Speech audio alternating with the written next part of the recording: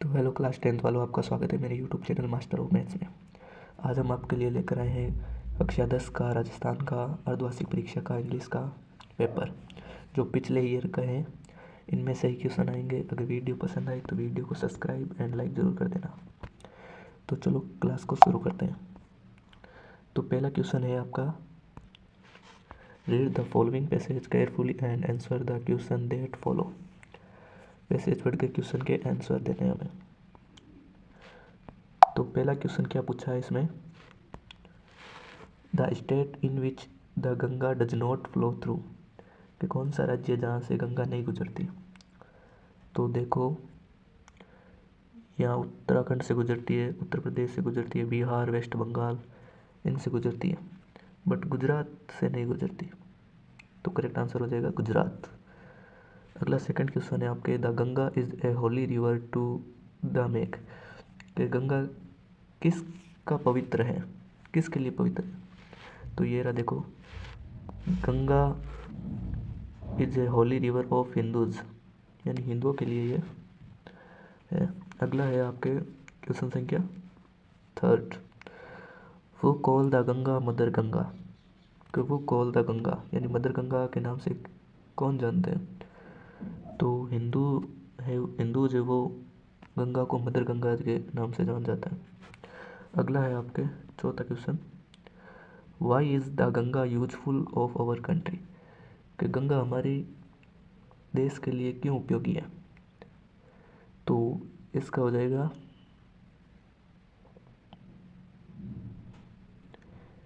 Every, रुको, इसका मिल जाएगा, ये रहा, ये देखो, ये रहा, it is one of the biggest river India, क्योंकि ये भारत की सबसे बड़ी नदी है।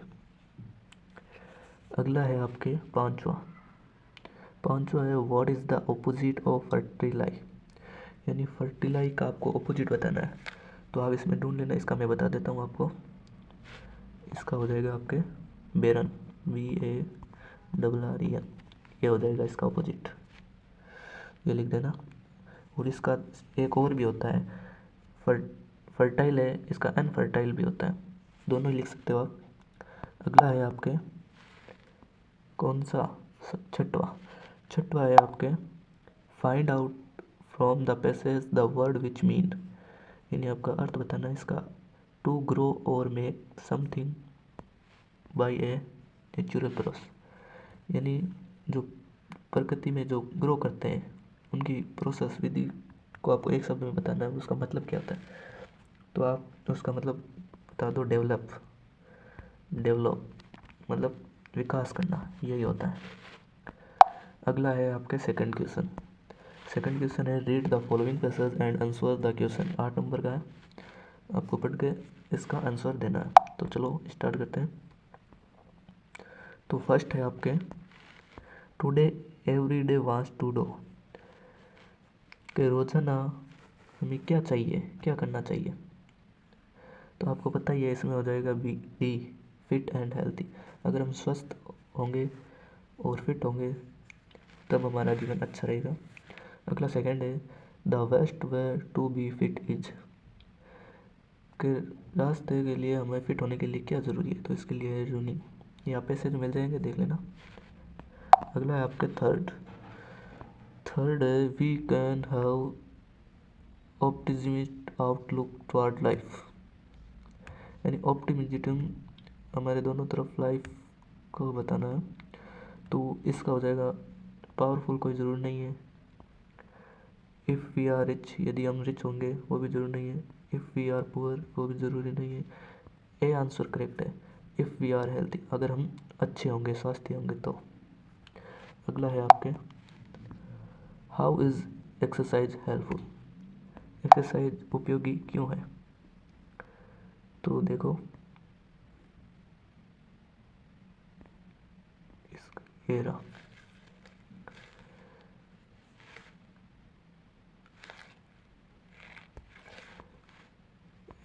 Exercise regularly tend to be happier healthier, अगर एक्सरसाइज रोज़ करेंगे तो हम स्वस्थ रहेंगे और खुश रहेंगे।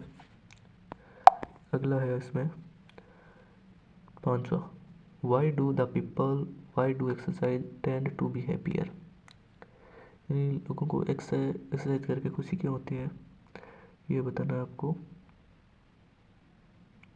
ये रहा,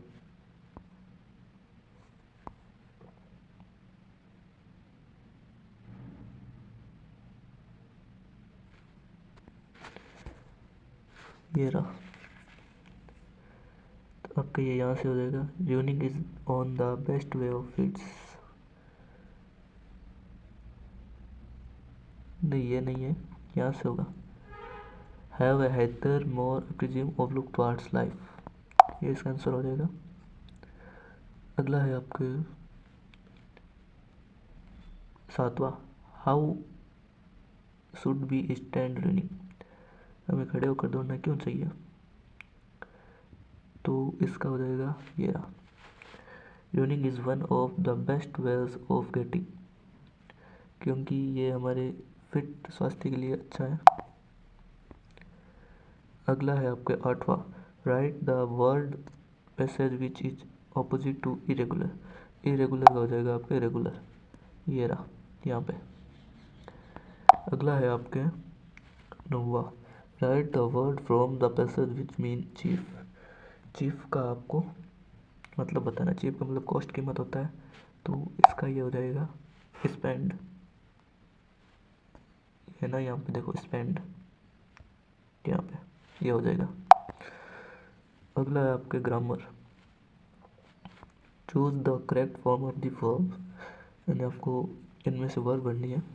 तो फर्स्ट है आपके ही स्पेस मी इंग्लिश रेगुलरली, तो देखो कीवर्ड आया हुआ है रेगुलरली, मतलब रोजाना, यानी किसकी बात चल रही है, प्रेजेंट कंटिन्यू की बात चल रही है, तो ही सिंगुलर है, तो इसका बी हो जाएगा, ही इज टीचिंग।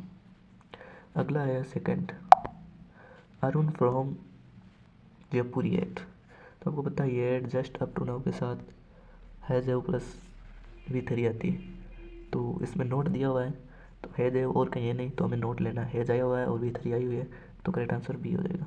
अगला थर्ड है, ही स्पेस ए प्राइज 10 डे एगो, देखो एगो आया हुआ है, तो एगो ये पास्ट सिंपल का हो जाएगा, तो V2 ले लेंगे, V2 क्या हो जाएगी, गेट की गोट, ए ऑप्शन करेक्ट। अगला चौथा है, ही स्पेस येलो धोती डेली, यानी प्रेजेंट सिंपल की बात कर रहे हैं, तो ही के अकॉर्डिंग ये सिंगुलर है, तो वर्ब वियर्स सिंगुलर। अगला है आपके चौथा क्वेश्चन है आपके, री right the following sentence changing in them into indirect speech, यानी इनडायरेक्ट स्पीच में आपको इसको कन्वर्ट करना है। तो देखो हमें इंट्रोगेटिव पूछा है, यानी ये इंट्रोगेटिव का सेंटेंस है, तो क्या करेंगे, पहले देखो, पहले लिख देंगे दिशंक सेड टू हो जाएगा आस्कड में, इंट्रोगेटिव में आस्कड में होता है, आस्कड मी, फिर लगाएंगे कंजक्शन इफ़ लगा के फिर लेंगे हम सब्जेक्ट, योर है, योर किसके अनुसार चेंज होगा, ऑब्जेक्ट के अनुसार, ऑब्जेक्ट क्या है मी का सब्जेक्ट क्या हो जाएगा आई, आगे है डू किस में चेंज होता है, वर्ब की सेकंड फॉर्म में, सेकंड फॉर्म में क्या होता है, न्यू, नो है, नो की सेकंड फॉर्म न्यू, आगे क्या है मी किसके अनुसार, फर्स्ट पर्सन के अनुसार, तो दिशा कौन है, लड़का है एक, तो हिम हो जाएगा, ये आपका इसका आंसर हो जाएगा। अगला है आपके दूसरा, he said to me please bring me a glass of water, ये इम्पेरेटिव वाक्य है, तो प्लीज़ काइंडली शुरू होता है, तो आपको पता ही है इसमें जो सेंस निकलता है वो सेड टू की जगह देना है, तो चलो बताते हैं। तो पहले करना है ही सेड टू की जगह, यानी वो रिक्वेस्ट कर रहा है, तो ही रिक्वेस्टेड मी, अब इसमें कंजक्शन क्या आ जाएगा, टू आ जाएगा, टू कंजक्शन आ जाएगा, और प्लीज़ हटा देंगे, आगे लिख देंगे ब्रिंग, मी है, मी किसके अनुसार चेंज होगा, फर्स्ट पर्सन क्या है, ही का क्या हो जाएगा, him a glass of water, बाकी सेम का सेम, ये आपका हो जाएगा करेक्ट आंसर। अगला है आपके पांचवा क्वेश्चन क्या है आपके, change the following sentence into passive voice, यानी आपको एक्टिव वॉइस दिया हुआ है, पैसिव वॉइस बदलना है, तो पता है आपको जो एक्टिव वॉइस का ऑब्जेक्ट है उसे सब्जेक्ट बना दो, हेल्पिंग वर्ब दे दो, वर्ब की थर्ड फॉर्म दे दो, आपका क्लियर हो जाएगा। तो आपको हमेशा ध्यान रखना वर्ब के बाद ऑब्जेक्ट मिलेगा। तो इसमें टी ऑब्जेक्ट है तो लिख देंगे टी। फिर इज प्लस वी फोर है, मेकिंग है, तो इज किस में चेंज होगा, is plus V four being में, इज प्लस बींग में, तो टी इज बींग। अब मेकिंग की थर्ड फॉर्म क्या होती है, मेड, मेड कर दिया। आगे सी है, सी का ऑब्जेक्ट क्या हो जाएगा, her, by her, sorry by her लगाना आपको, ये आपका हो जाएगा इसका आंसर। अगला है आपके सेकंड, इसमें ही राइट्स बुक एवरी ईयर, तो ये वर्ब आई राइट्स, इसके बाद क्या आई हुई है, ऑब्जेक्ट वर्ब बुक है, तो हम ले लेंगे ए बुक, क्योंकि बुक है तो आर्टिकल लगाना ज़रूरी है। A book, a book rights है, तो राइट्स आपको पता ही है किस में चेंज होगी, राइट्स हो जाएगी इज आर ए में, तो ए बुक सिंगुलर तो इज, और वर्ब की थर्ड फॉर्म राइट्स की रिटन, रिटन, रिटन। आगे क्या बच्चा हमारे पास, बाय लगाओ, बाय लगा के ही का ऑब्जेक्ट क्या हो जाएगा, हिम, हिम लगा के जो पीछे बच्चा है एवरी ईयर वो लिख दो, ये हो जाएगा इसका आंसर। अगला है आपके छठा question, frame question to get following answer, यानी आपको क्वेश्चन बनाना है इसका। तो क्या क्वेश्चन है पहला, yes I go to college every day, कि हाँ मैं प्रतिदिन कॉलेज जाता हूँ। तो पता है आपको यस हो नो हो तो उसको हमें ओमिट करना है, मतलब हटा देना है, तो हटा देंगे और इसको हम क्या करेंगे, क्वेश्चन बनेंगे। तो पहले हम क्या करेंगे, गो है, गो दिया हुआ, गो कौन सी वर्ब की फर्स्ट फॉर्म, वर्ब की फर्स्ट फॉर्म है तो किस में चेंज होगी, डू या डज में चेंज होगी, तो डू डज आई है, डू डज तो हमें डू में कर देंगे, क्यों कर देंगे, आई, आई का किस में बदलेंगे, यू में, यू, क्यों डू के अनुसार डज आ नहीं सकता, यू आएगा, यू के अनुसार डू आएगा, तो आई का बदल दिया यू। अब अगर क्या करना है आपको, वापस लेना है go verb plus to college every day, ये सेम हो गया। देखो वापस देखो, तो यस है उसको हटा देना, फिर क्या बचा, फिर हेल्पिंग वर्ब उसको सबसे आगे लाना। तो वर्ब की फर्स्ट फॉर्म दी, हेल्पिंग वर्ब दी नहीं हुई, तो आपको पता है V1 या V5 दी हो तो उसे डू या डज में चेंज करेंगे। तो आई का सब्जेक्ट क्या हो जाएगा, मतलब आई को चेंज यू में हो जाएगा, यू के अनुसार डू आ जाएगा, डू आने के बाद फिर वर्ब गो टू कॉलेज, ये वर्ब V1 ऐसे आई क्योंकि डू है, डू के साथ हमेशा वर्ब की फर्स्ट फॉर्म आती है, तो इसका आंसर आगे क्वेश्चन मार्क लगा देना, ये मत भूलना। अगला है आपके इसमें सातवां, add question tag to the statement given below, यानी टैग करना है क्वेश्चन को। तो देखो हमें पॉजिटिव सेंटेंस दिया हुआ है, पॉजिटिव सेंटेंस दिया हुआ है, he was every chord, positive दिया तो हमें इसे नेगेटिव में बदलना है, तो क्या करेंगे, वॉज का क्या हो जाएगा, वॉजंट, वॉजंट ही का ही, क्वेश्चन मार्क, ये आपका हो गया इसका आंसर। अगला है आपके आठवां, आठवां आपके प्रोनाउन है, यह हमारे सिलेबस में नहीं है, इसको नहीं पढ़ना है। वो नौवां, ये भी सिलेबस में नहीं है। आगे आपके सेक्शन बी, सेक्शन बी में आपके question, answer the following question in 40 word, आपको 40 शब्दों में उत्तर देना है। वाई डिड लेंचो से the sand drops were like new coins, यानी लेंचो ने क्यों कहा कि वर्षा की बूंदे नई कॉइन के जैसे ही, आपको बताना है, आप कर लेना। अगला 11वां क्वेश्चन है, why did custard cry for a nice shape, के कस्टर्ड जो ड्रैगन है वो सेब पिंजरे के लिए क्यों चिल्लाता था, क्योंकि उसका घर सुरक्षित नहीं था इसलिए। और why is mister Pumphrey worried about Tricki, यानी मिस्टर पंफरे ट्रिकी के बारे में चिंतित क्यों रहती थी, क्योंकि वो बीमार हो गया था, कुछ खा नहीं रहा था इसलिए। और अगला 13वां क्वेश्चन है, what does Horace Danby like to collect, कि हॉरेस डेनवी जो कलेक्ट कैसे करता था, रुपए का क्वेश्चन ऑफ ट्रस्ट है, तो वो कलेक्ट कैसे करता था, वो रोज़ एक एक रुपये क्लिक करता था। अगला है आपके, वाई डू भोली पेरेंट्स एक्सेप्ट दिसंबर मैरिज प्रपोजल, यानी भोली के माता पिता ने दिसंबर से शादी कराने के लिए क्यों प्रपोजल को एक्सेप्ट किया था, क्योंकि वो जानते थे कि अगर इसके शादी नहीं करेंगे तो इसकी शादी होगी नहीं, ऐसे रहेगी, तो वो इसलिए। अगला है आपका 15 क्वेश्चन है आपके वापस पैसेज का, read the passage given below and answer the question that follow the baker of bread sell, ये आपका है बेकर ऑफ ब्रेड वाला। तो पहला क्वेश्चन है इसमें, व्हाट इज कबई? कबई क्या है? तो कबई एक वो ड्रेस है, ये रहा, percula dress now as a कबई, यानी बेकरों की प्रचलित ड्रेस है। ये हो गया। अगला आपके वो invites the comment he is dressed like peddler, के आप इन पर टिप्पणी करिए कि उनकी ड्रेस पेडर के समान है। पेडर के समान है तो इसका आंसर हो जाएगा आपके, देखो यहाँ मिल जाएगा, या यहाँ से he wears half pant and below he new invites comment, यहाँ से news invite the comments he dressed like a peddler, ये हो जाएगा।